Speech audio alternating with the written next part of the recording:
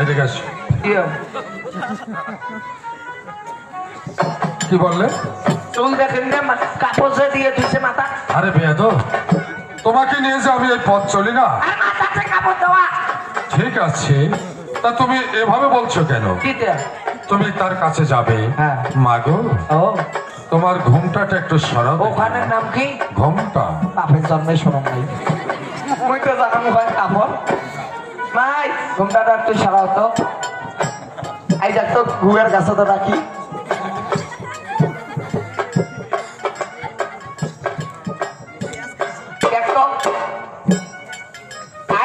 গুয়ের কাছে তো রাখি একবারে শোক দেখো। মাই, তোমার কয় ভাই বোন? আমার তো 6 ভাই এক বোন। তুই যে এখানকার বাড়িতে দাদা ছাড়া করে?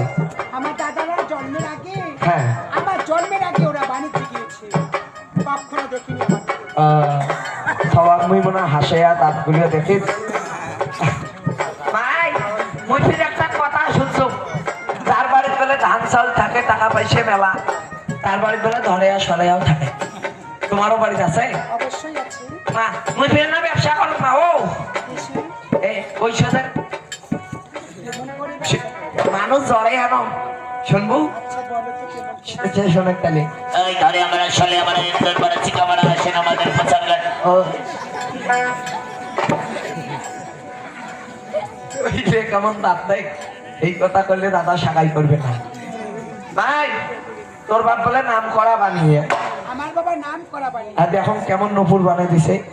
উপর বানিয়ে দিয়েছে আমাকে অনেক সুন্দর। দেখুন দেখুন। কিন্তু আমি কিছুক্ষণ আগে সরোবরে স্নান করতে গিয়েছিলাম, হ্যাঁ, নুপুরগুলো আমার মায়ের কাছে রেখে দিয়েছি, আমি করি। এই যে কথা যদি দাদা যায় কম সাগাই যেতে হবারে না, সব মিথ্যে কথা কয়। লাগাবত্র। ও সেই সব। আচ্ছা, হ্যাঁ। শোনো ভাই। ও আচ্ছা, কি রকম দেখলে? মাথার চুলগুলো একটা রেলগাড়ির মতন সলসলা। ভালো করে লক্ষ্য করেছো? হ্যাঁ, তাহলে শোনো, হ্যাঁ। হয়তো তুমি ভালো করে লক্ষ্য করতে পারো নেই। এখন তো আমি তোমাকে বলছি, কি? নতুন সুপারির বাদা যেরকম থাকে থাকে নামে, হ্যাঁ, এইরকম তার মাথার চুল। কেন কই দেখি না? এই চুলের নাম কি জানো? কি? এই চুলের নাম হচ্ছে মোটক চুল। দাঁতের মাথাগুলো ফাটা ফাটা। তাহলে দাঁতের মাথাগুলো যদি ফাটা হয়ে থাকে, হ্যাঁ, এই দাঁতের নাম কি জানো? কি? এই দাঁতের নাম হচ্ছে চিল্লা দাঁত। পাঙ্গের সামন বসা, পিছন বসা। আচ্ছা, পায়ের সামনে বসেছে, পেছনে বসেছে, মেডেলে ফাঁকা রয়েছে। হ্যাঁ, এই পায়ের নাম কি জানো? পায়ের নাম তো ঠ্যাং। এই পায়ের কি বললে? পায়ের নাম তো ঠ্যাং। ঠ্যাং যাকে বলে, পা তাকে বলে, দেখে। পাদুকা তাকে বলে। হ্যাঁ, ঠিক আছে, আচ্ছা। তাহলে শোনো, হ্যাঁ, এই পায়ের নাম হচ্ছে কি জানো? এই খরম্পা। গরম পা। হ্যাঁ, হ্যাঁ, কি? তাহলে শোনো ভাই, তা সাগাই হোক। খরম্পা মোটক চুল চিল্লা দাঁতে যার বা গিরিহে যায়, যায়। এটা কিন্তু অশুভ লক্ষণ। আচ্ছা। এটা কোনো শুভ লক্ষণ নয়। হ্যাঁ। এই গিরি আত্মীয় করা যাবে না। আরো বাড়ি আরো। চলে এসো। আরো। ও দাদা, ও দাদা। এই চিল্লাচ্ছ কেন? করে যান। আত্মীয় হবে না? চলো। সাগাই এটাই হইবি। আরে আসো।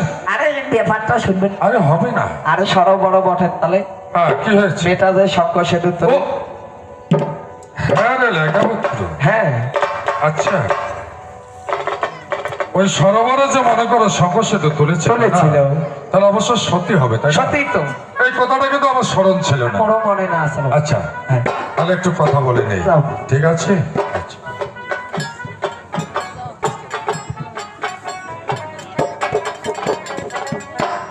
শোনেন বানিয়া মহাশয়, বলুন। আপনাকে একটি কথা বলার ইচ্ছা। বলুন। আমি কিন্তু পূর্বে প্রতিজ্ঞা করেছি। প্রতিজ্ঞা করেছেন? হ্যাঁ, কি প্রতিজ্ঞা? আর যে মেয়ে রন্ধনে করিতে পারবে 3 মাস হর কলাই, তাহার সঙ্গে বিবাহ দেব আমার এই দোল বলাকা। না, সাধনা মশাই, এটা আমার পূর্বের প্রতিজ্ঞা। আপনার প্রতিজ্ঞা? হ্যাঁ, হ্যাঁ, যদি আপনি মনে কিছু না করেন, আচ্ছা বলেন। দয়া করে যদি হ্যাঁ, হ্যাঁ, হ্যাঁ। আপনি আচ্ছা, আমার গৃহ থেকে বেরিয়ে যান, কি বলছেন আপনি? হ্যাঁ, তাহলে আমি অনেক ধন্য হব। মানে বুঝতেছি না। হ্যাঁ, কেন?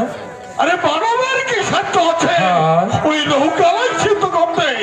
পারবে না সদাগর মশাই, আচ্ছা। পারবে না, কখনো পারবে না, পারবে ওই নৌকালাই সিদ্ধ করতে।